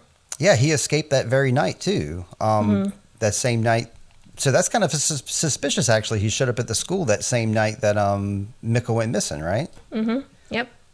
So, yeah, he's not quite as tight and tidy as we think. But I mean, I was kind of leaning towards, you know, Peter's doing all this stuff, and then the dad is, you know, trying to tell him to stop and say that it's all going to happen again or whatever. That's kind of where my head was going until the end of this episode, as a matter of fact.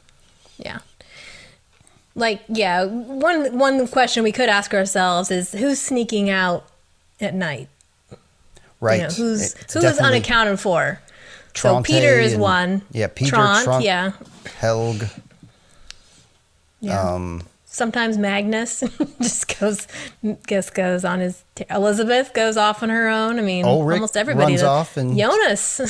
Jonas. Yeah, there's a lot of running around. It's kind of hard to narrow who's not running around at night. Let's figure that out first. Yeah. Charlotte. Charlotte's not running around. Well, she's running around the woods, yeah. So Peter arrives at the school and panics because Elizabeth is gone. Yes. And Charlotte has gone to pick up Ulrich, who was discovered breaking into the plant without a warrant. And his face is all bloody. I thought that was kind of funny because Charlotte kind of gives him a look, and Alexander says he wasn't being cooperative, I think is his wording. Yeah. So it looks like they kind of beat up Ulrich a little bit. Yeah. Talking about like the double lives thing. It seems like the police and the power plant have like flipped the power structure. It's like the power plant guy has on the armor, and he has on like the AK-47 in his hand, and he's the one who beat up Ulrich. Ulrich's the cop. Charlotte's the cop. And Alexander and this other guy are acting like they're like above them. And it's just a real weird power flip that I couldn't help but notice. Yeah, Wyndham police, no future. Yeah. The police here in this town aren't the power holders of the power, are they, Steve? No, not in this case anyway. And the only other note I had for this scene is going back to Peter. That homework folder, the teacher scolded him like as he was running away, like, I wrote the note in her homework folder. And parents, you got to look at that homework folder, especially when your kids are in elementary school. I mean, you got to, now school like ended early. Yeah. And he would have known if he checked out our homework, but obviously he's not doing that. So they're not reading notes. Back to Charlotte and Ulrich, she's sort of taking him home, and Ulrich starts yelling about how unfair this is. He feels like nobody's taking this seriously. Right. He's sounding a lot like Mr. Obendorf, isn't he? Mm-hmm. Exactly like him, as a matter of fact. And he basically says if the warrant hasn't been gotten yet because he's not your kid and he's not this other person's kid, it's like, and nobody cares unless it's their kid. And he feels pretty put upon he feels unsupported, and how people will keep saying how sorry they are. Or, right. I understand it's a hard time, but nobody really understands what a parent his child's missing is going through except for that parent. And that's fair. I agree with that. And I don't think people should say things like, I know how you feel, or this must be difficult. It's like... Yeah, I can hear that. And I really can't blame him for storming out and not even wanting to be in the car with her anymore. Kind of weird how he walked in the opposite direction, but it was very telling how he was like, this didn't happen to his son. This isn't happening to your kids. And then like 5 seconds later, she gets a phone call, which tells her that her kid actually is missing. So it's kind of like Ulrich was prophetic in that moment there. Yeah.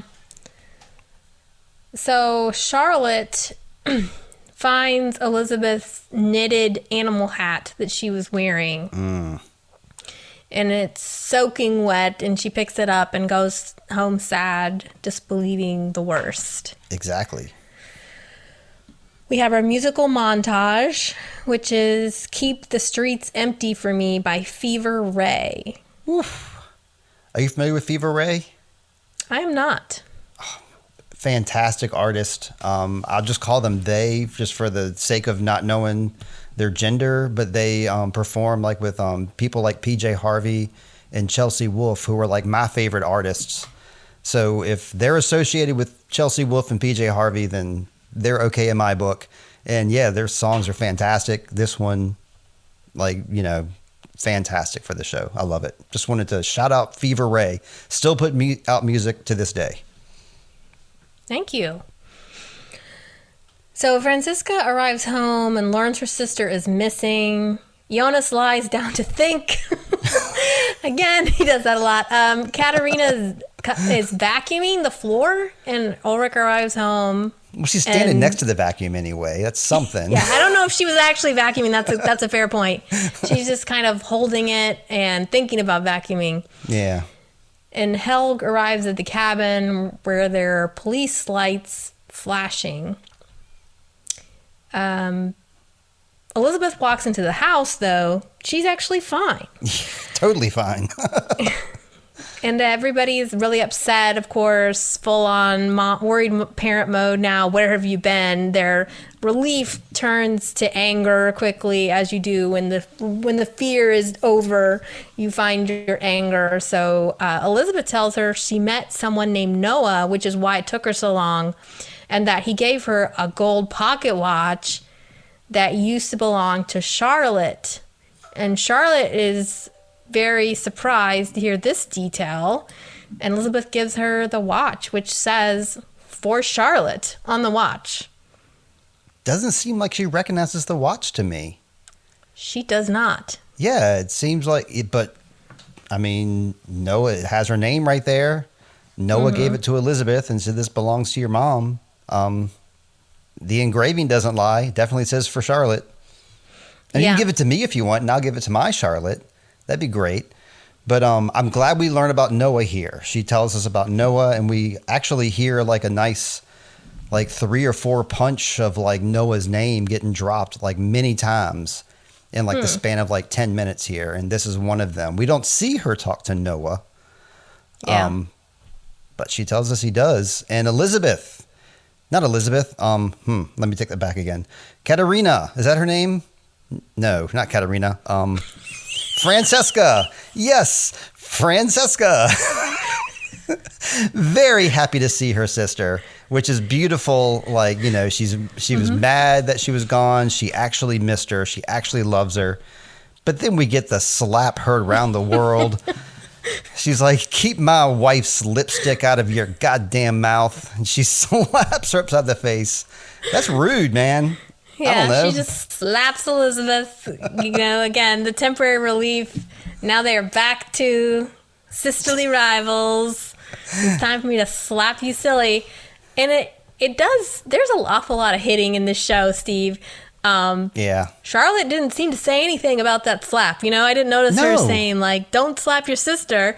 She just like, I guess it's a thing in Germany. We need to research that. Is that just a thing in Germany where I know kids drink at an earlier age in Germany. It's fine. Maybe slapping is just something. Yeah. It's a cultural thing, perhaps. In America, maybe we're a bunch of snowflakes. I don't know. Are we? We're not snowflakes. We're Americans. But more importantly, I think that this pocket watch is very interesting. Of course, this is sort of like, one of these moments where you're like, dum, dum, dum. I don't know. It's like, number one, why was Elizabeth hanging out with this older man named Noah in the woods? In the rain, no less. Yeah. Yeah. And when kids are missing, you don't talk to a little girl and give her gifts, Would you like some candy, little girl? I hope her mom has lots of questions for her after this, too. Can you please ID this gentleman for us? Yeah. So, there's a voiceover narration here that we're all looking for Ariadne's thread, a beacon that will guide us to the next step. But there's one predetermined path to fate. And during this scene, the stranger goes into Jonas's room while he's sleeping and adds something to the map. Yep, and like I said, that red pen, I think it's the same thing as it ties in with that red string. That red pen is a beacon. I think that's what they're telling us in this overhead thing, is that these markings that he's getting ready to make on Jonas's map are going to guide Jonas to something. So this guy, this stranger, is a beacon, I suppose. Mm-hmm. Yep. And he's not hurting anybody yet. I mean, it looks like he might be dragging bodies around. Perhaps it's kind of hard to tell who's dragging the bodies around, but they're definitely dressed like him. But from what I've seen of his actual face, when we actually see him, when we know it's him, we haven't seen him do anything bad yet, have we? He's just checked into a hotel room and took a shower and watched Jonas do stuff, right? And made a murder board. He made a murder board, but we didn't actually see him murder anybody. He made his little board. He picked up dead birds. Steve, he did pick up a dead bird. Yeah, that's right. Steve, that's right. I think you're like, you're so very biased because it's Ike, and you're like, my buddy, Ike. I don't want him to be the bad guy. I want it to be Peter. You want it to be Peter? Oh my gosh. Yeah. Okay. Poor Peter. Well, I mean, all evidence points that way. Let's go ahead and just throw the book at him. Can't be with the person he loves, and then he's also going to be a murderer. Interesting drop here of Ariadne's thread. As this is a pretty big mythological reference. There's like a Greek myth. There's also the red thread of fate from like Chinese mythology.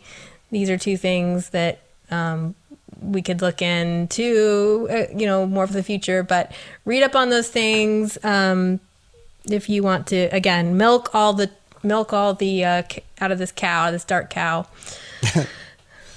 The name Ariadne does come up many times in this show, so it's a good thing to know about. I don't want to go too deep into it, but I just want to clarify, because I'm thinking that, because I'm not familiar with Ariadne's thread. Is this the thread that the guy used when he went into the labyrinth and he made the thread so he could find his way back out? Yeah, that's what that refers to. Mm-hmm. Yes. Cool. That's Yay. one of the stories. Okay. But yeah, there's also a programming system for in tech solutions. Mm-hmm. You also have Ariadne's thread, where what you do is when you have a choice to make, you just make one choice, but then you mark it. If it's the wrong way, just like you would in a maze. Right. He marked the maze to show this is not the right way. This way is now. So just like the stranger goes in and makes this red thing to say, he basically says, okay, that way didn't go, but go this way. I don't know. We don't know what he put on the map yet, but he's marking the map up. Yeah. Yeah, I did a freeze frame of the map, and I studied the map for a little while myself, trying to figure out where I was in the world of Winden, in those caves. I wasn't very successful, but it was fun. It was a fun little path to go down. It's a maze for all of us. Yes. We don't know where we are either. We're in the thick of it. Yeah. So in the very last scene, somehow I missed this part, but we do find out where.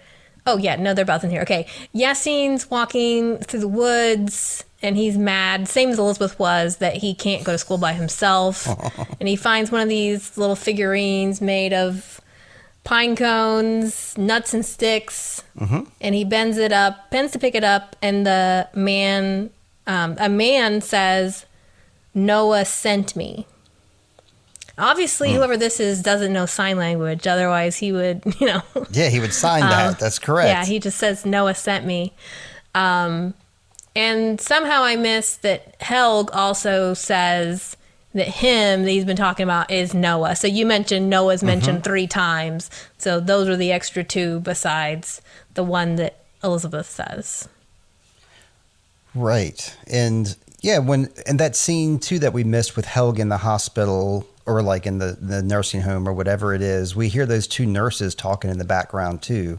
And they're talking about the dead body that was found. So obviously it's gotten out to the public that another dead body was found.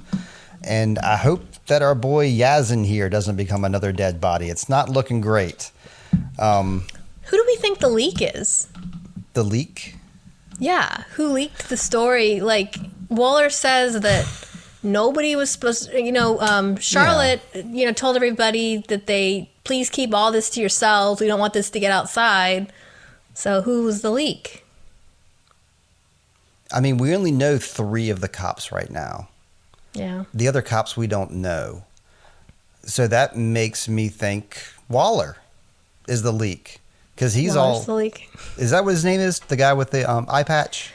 Everybody blames Waller for everything. I like Waller, yeah, that's okay? his name. I like him, but I think if it's anybody who's leaking, it's not Ulrich and it's not Charlotte. So he's the only other police officer right now that we know of, except for maybe our Dr. Legs or Dr. Body, whatever I want to call her. Yeah, that's a good question. Yeah. But we do know that Noah's out there, and Noah gave a thing to Elizabeth. So Noah talked to Elizabeth or communicated with her.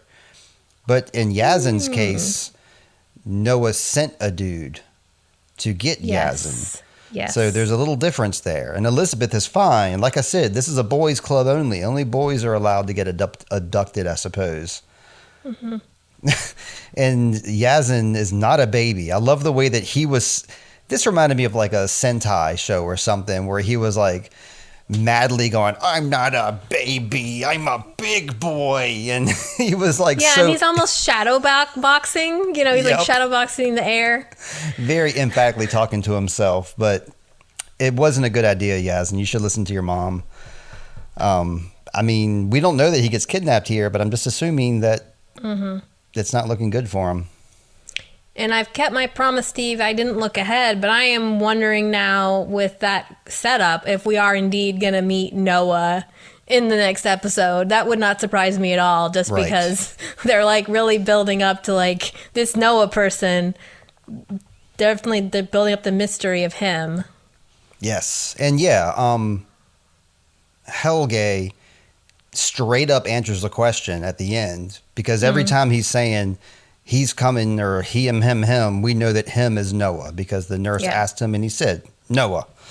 So the only 2 things that we've heard him say like out of his normal context are "you look sad" to Peter, and then name calling Noah. Yeah. He has moments of clarity. Yeah. And where he can communicate, and this was definitely one of them. His eye, like the nurse is not expecting at all for him to interact with her in this way. He does the grabbing of the wrist thing where he not good. Yeah, probably not. But yeah, he's not in the fugue state then. I think now that you mention that, I guess when he's going out and running in the streets, that's when he's the most clear-headed, because that's when he's actually trying to stop something from happening. So it's almost like he's taken over by that emotion that he needs to get out there and stop it. Otherwise, he's just sitting there muttering to himself in his chair or in his bed. But we've seen him twice now, jump up and go do something. But yeah. Well, how should we tie up, Steve? Let's see. We always got to talk about the characters that we like the most and that we like the least. But Yeah, I don't think I have much else to say. We have a lot of mysteries here that we have to get through. But then again, we're always cut by our time limit. We always seem to be hitting on 2 hours here. So I guess we'll roll into the next episode. But for our favorite and our least favorite people, I'm going to let you go first, if you don't mind. Do you have anybody in mind who you really liking or really not liking this episode?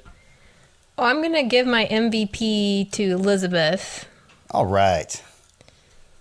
Or Ellie. Her sister calls her Ellie. It was cute. Yeah, I like that too. Yeah, we Or already Elle. talked about her. I think Elle is what some people call her too, right? Didn't I hear Charlotte call her Elle? Or am I wrong about that? Maybe. I just saw Ellie. I only saw her sister do that. But Okay. I think, we already talked about her a lot. She's just an intriguing character. I like how strong she is, and she's got a lot of willpower. Yep. Well, shoot, this is the first time we agree then, because that's my MVP of this episode as well, is Elizabeth. Whoop, whoop. So we got the same, it's by design. I think they made this character for us to love her because, I don't know. How could you, I challenge anybody to dislike her at this point. I challenge anyone. Yeah. And she's stylish too. I like her, with Claudia, I was like, oh, her outfits. It's like, Elizabeth, I like her little hat and. Yeah. The fox. Plus, a fox. Think about what a fox is. Like they're, I haven't even thought about that. I'll have to look more into foxes later. Yeah. I'm not talking about like look-wise, like, well, she's a fox, whistle. Yeah. More like she's sneaky, that she's. Yeah. And there's foxes on the wallpaper in the blue room. You're kidding. Oh, man. Great. That's great. Okay. So she's the killer then. All right. Oh, no. Our favorite is also a murderer. Of Child course. murderer. Well, who are you disliking this episode? Is anybody in particular? Did you have a hard time with this one? It is hard, but I guess. Oh, gosh. I guess I would have to give it to Peter, even though I don't really dislike him. It's almost like, who do I dislike the least or like the least rather than who I dislike the most? We know that he's not being completely honest, and yeah, he's lying, and he's got red dirt under his nails. By any law of any TV show or movie, he's guilty. He's so guilty that he has to be not guilty, right? This is only the first 4 episodes. So, he's looking so guilty that he has to be innocent, That's the kind of the way I'm looking at it. But yeah, I wrote down Peter's name right here too. Peter and his crooked D can go get effed, and because me and Lindsay don't like him in this episode. I think I could like Peter in a different context, but from what we're seeing in this episode, absolutely not. Absolutely not. He's number 1. Mm-hmm. Not even Alexander could beat him this time. That's true. Alexander's in there, but he didn't get it. We could say like the cop standing over Ulrich, their security guard. Yeah, yep. That guy looks like a jerk. But I guess the only other thing we could do here is talk about our, overall, just like, what did you think of this episode? I don't know. I like the episode because I feel like it focuses on the Doppler family. But on the other hand, like I said, this is an episode where a lot of things don't happen. A lot of things don't. Wait, I feel like I'm saying that. Nothing much happens. Right. Nothing much happens is what I'm trying to say. Especially with Jonas, it's like, like I said, he just kind of goes to the caves and then he's like, I can't get any further. But yeah, what did you think about this episode compared to other episodes? Did you like this one more or less? Well, me personally, I liked it more because I kind of like the quieter episodes. I like the episodes where things don't happen and like you get character moments and development, and you make these connections. And this is one of those episodes, and those are the types that I like. some people like Game of Thrones is a show I liked a lot, and I like this. I like the episodes where not much happened except for people talked, like the big spectacular things. Just I don't know, just too much is happening. It just doesn't hold my attention. I just kind of becomes a big blur. So I really like these small moments. I like the introduction of Elizabeth, so that made this a great episode. And I like all the different turns that we took with her older sister and Magnus. So, Yeah. I thought this was great. It was, so far out of all the episodes, number one grabbed my attention the most. And then the third episode in 1986 was the most fun episode, I would say. And I don't know if I could rank this as like I liked it better than all the other ones, but I like the development of it. So I'll just say that that's a win for me. Yeah. I tend to like episodes like this too. I think what could hurt it, somebody could feel like, man, it was so interesting. The 1986 was that was a big deal, right? Because we entered the time travel and saw Mikkel and found out where he was and saw the other characters. So this episode could seem a little less interesting, but I do think we got to know some of the characters a little better than we did before, most notably probably Elizabeth and Francisca. But a lot of it's about the Doppler family, and that's fine. It doesn't always have to have everybody. But yeah, the quiz was excellent. If you want to give me more quizzes anytime, please do so. I guess we better ramp down because we're getting ready to hit the 2-hour mark now. Last time I forgot to tell people to write us in at sweetchildoftimepod@gmail.com if you'd like to, or hit us up on social media. Me and Lindsay are both there. One of my stories is Lindsay. That's the number one of my stories. And Intravoid is me, or Sweet Child of Time is me. Get in touch with us. Let us know what you think about anything, or just keep listening. I appreciate the listens. I like that. I'll let you know, Lindsay, that most of our listeners listen to the entire episode. So that's a big win for us. Wow. Thanks, guys. I hate when I see that somebody popped in, listened for 1 minute, and then turned it off. I'm like, oh, they hated us. What did we say? Yeah, really.